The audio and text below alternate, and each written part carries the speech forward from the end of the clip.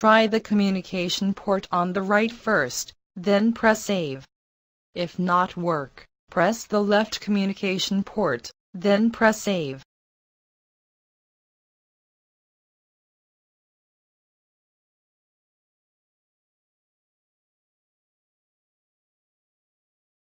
If not work, press the exit. Click the icon on the right of taskbar to open the Bluetooth setup.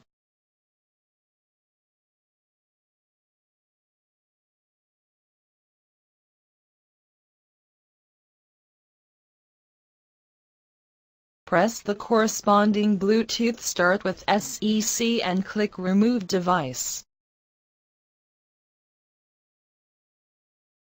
Press the cross and exit. Reopen the Bluetooth setup. Waiting for and press the corresponding Bluetooth start with SEC, click Pair.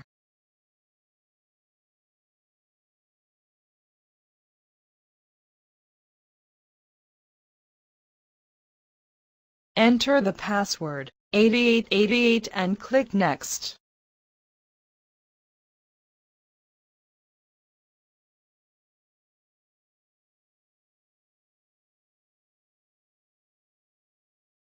Double-click the icon SEC code.